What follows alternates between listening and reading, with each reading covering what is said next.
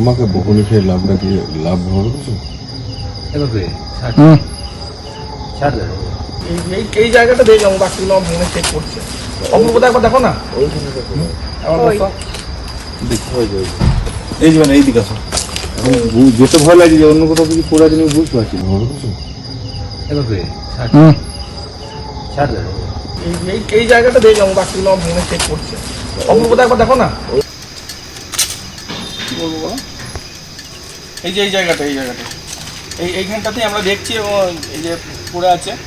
আর এইখানে একটা পড়েছিল, ওটা পুলিশ রিকভারি করেছে। সিসি ক্যামেরা ফুটেজে দেখা যাচ্ছে যেটা ওই 8:17 সময় বাসটা হয়েছে। ক্যামেরা চেক করো, ক্যামেরাটা দেখলে তখন বোঝা যাবে। ফোন দেবা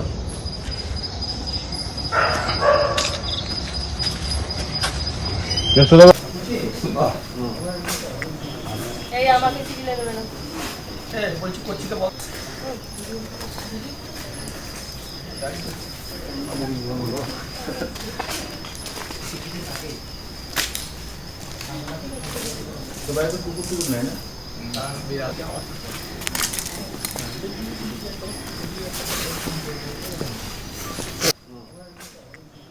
এই আমাকে চিঠি দেবে না। হ্যাঁ বলছি, করছি তো বল।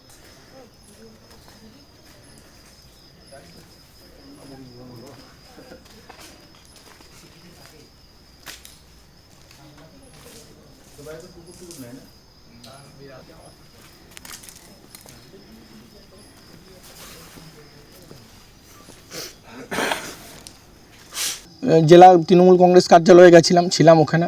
তারপর 8টার দিকে আমি যাই, আমাদের কালকে নেতাজি সুভাষ কাপের খেলার উদ্বোধন আছে, মাঠে গেছিলাম, স্টেডিয়াম মাঠে। আমার ঘরে হঠাৎ আমার কাছে 8:21 নাগাদ ফোন আসে যে গেটের সামনের বিশাল আওয়াজ হলো। সঙ্গে সঙ্গে আমি শান্তিনিকেতন থানার ওসিকে জানাই, এবং তারপর ওখান থেকে আমরা আসি এবং দেখি যে সামনে অলরেডি তখন শান্তিনিকেতন থানার পুলিশ চলে এসছে।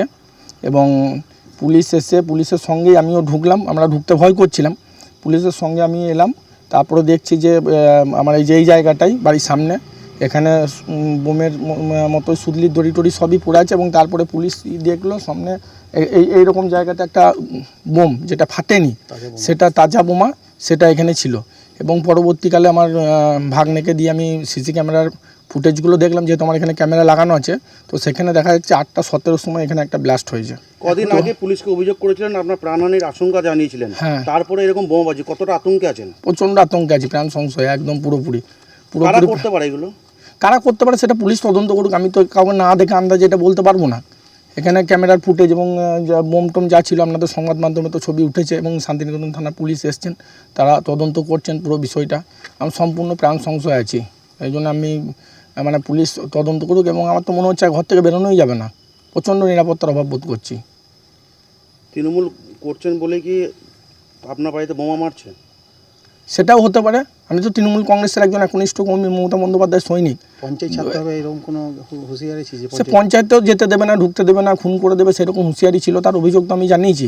এবং আপনাদের উপস্থিতিতে পুলিশি নিরাপত্তায় শান্তিনিকেতন থানা যথেষ্ট সহযোগিতা করেছিল। গত 2 দিন আগে পঞ্চায়েতে জেনারেল বডি মিটিং ছিল, সেখানে গেছিলাম, কিন্তু আবার তো দেখছি এই ঘটনায়, তো মানে প্রাণ সংশয় হয়ে যাচ্ছে। আমাকে বকুনি খেয়ে লাভটা দিয়ে লাভ হবে কিছু? এই জায়গাটা দেখে যাবো, বাকিগুলো মনে চেক করছে। অপূর্বতা একবার দেখো না, এই যে মানে এইদিকে আসো। যেতে ভয় লাগে যে অন্য কোথাও কিছু পড়ে আছে বুঝতে পারছি না হবে কিছু? তৃণমূলের উপপ্রধান মামুন শেখের বাড়িতে বোমা পড়ে গেছে বলে কাল থেকে খবর, কিন্তু এটা নিশ্চিত যে যিনি রক্ষক তার বাড়িতে কে বোম মারবে। ভোট পরবর্তী হিংসার সময় মামুনের যে কার্যকলাপ, সেই কার্যকলাপ বীরভূমের মানুষ দেখেছিল।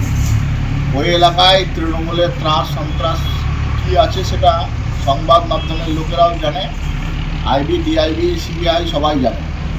সুতরাং মামুনের বাড়িতে বোম ফেলার মতো দুঃসাহস কারণ নাই। যেভাবে পঞ্চায়েতকে কেন্দ্র করে দুর্নীতি করেছে, যেভাবে বিভিন্ন লোকের কাছে কাটমানি খেয়েছে, এখন নিজের একটু হাই প্রোফাইল বাড়াবার জন্য নিজেরাই নিজেদের বাড়িতে বোম ফেলিয়ে সিকিউরিটি নেওয়ার একটা পরিকল্পনা, যাতে আমি কত বড় কোনো এটা দেখাতে পারে, এলাকায় নিজের দাপটটা বাড়াতে পারে, সেই ধরনের পরিকল্পনা।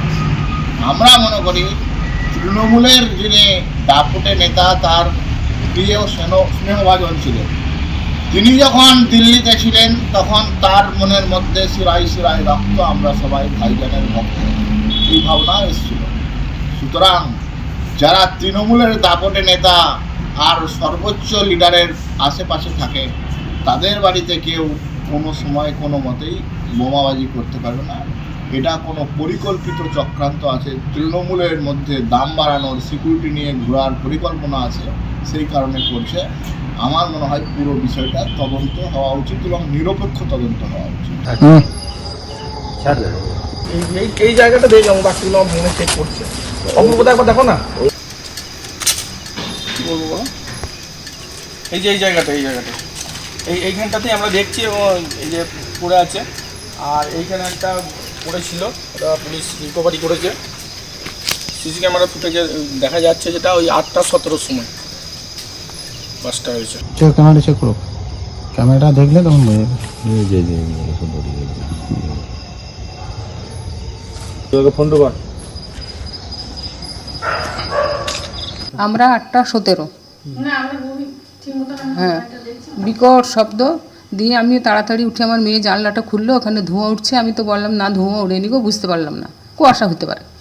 দিয়ে আমি ছেলেকে ফোন করলাম, ছেলেকে ফোন করে আমি এখানে একটা ছেলেকে ফোন করলাম, সে বলছে যে টায়ার বাস্ট হলো। দিয়ে আমরা ওই নিয়ে ঘরে থাকলাম। দিয়ে আবার একটু পরে আবার ওই ছেলেটার মাই ফোন করলো যে না, এই টায়ার বাস্ট হয়নি, ওটা বোমই ফাটলো। তারপরে আমার মামনকে ফোন করলাম। বেরিয়ে কি দেখলেন? বেরিয়ে আমরা বেরিয়ে ঘর থেকে, ওই ধুয়ে ভর্তি, আমরা গেট খুলিনি। কতটা আতঙ্ক লাগছে? আমাদের আতঙ্ক মানে কঠিন আতঙ্ক। এবার আমার ছেলে কি করি, একা কোথায় বেরোবে? আপনার ছেলে কিছুদিন আগেই অভিযোগ করেছিল থানাতে প্রাণ সংশয় রয়েছে, হ্যাঁ। তারপরেই এই বাড়িতে তারপরে এই বোমাবাজি। ঘটনা, হ্যাঁ, তারপরে পুলিশ এলো, তবে আমরা বেরিয়ে পারলাম। ভয় লাগছে? তা ভয় তো লাগবেই বাবা, আতঙ্ক লাগবে না? কি চাইছেন এখন? আমি চাইছি আমার ছেলে সিকিউরিটি গার্ড, পুলিশ তদন্ত করে আমার ছেলে সিকিউরিটি না দিলে আমার ছেলে কি করে থাকবে, আমরাই বা কি করে থাকবো?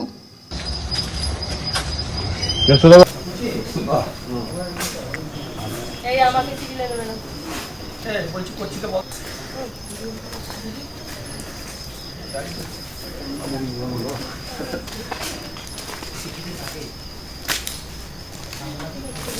তো বাইরে কুকুর টুকুর নেয় না।